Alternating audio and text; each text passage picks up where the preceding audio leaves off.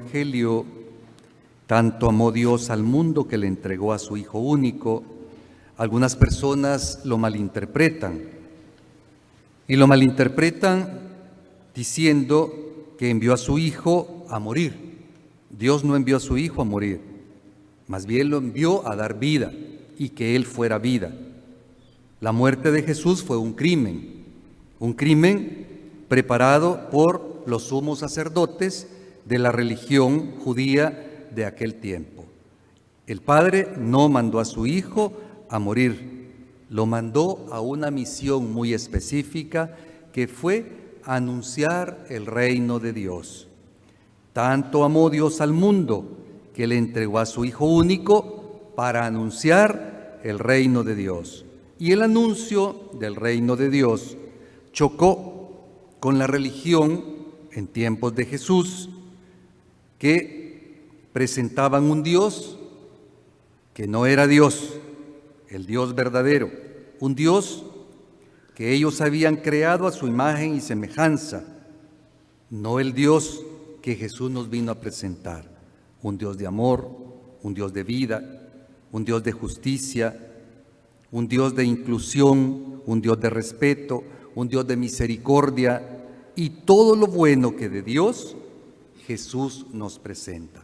Por lo tanto, la falsa idea que se ha formado de que Dios lo mandó a morir, tenemos que corregirla. Lo mandó a una misión específica que fue anunciar, proclamar el reino de Dios.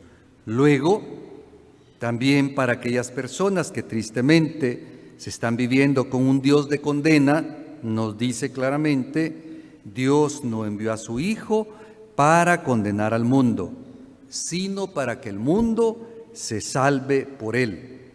O sea, la condena que muchas personas viven constantemente con respecto a Dios es la condena que se hacen a sí mismos por sus acciones.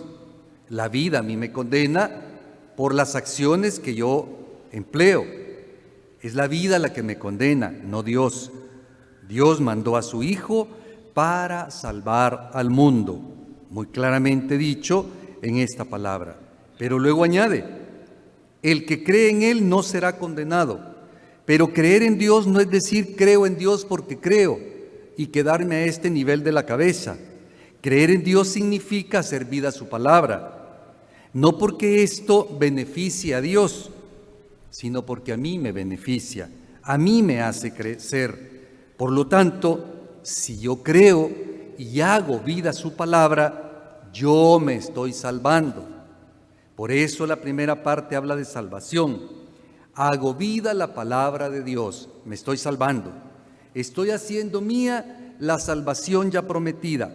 Pero, continúa el Evangelio, el que no cree ya está condenado por no haber creído en el Hijo único de Dios. Aclaro de nuevo, no es simplemente creer porque a Dios le complace que yo crea en Él, sino porque cuando creo quiere decir que he hecho mía su palabra. Y si no la he hecho mía, yo mismo estoy buscando mi propia condena. No es que Dios me condene, yo estoy haciendo la condena para mi vida. ¿Y en qué consiste esta condenación? Luego continúa aquí: la luz vino al mundo, Jesús, pero la gente prefirió las tinieblas a esa luz, porque sus obras eran malas.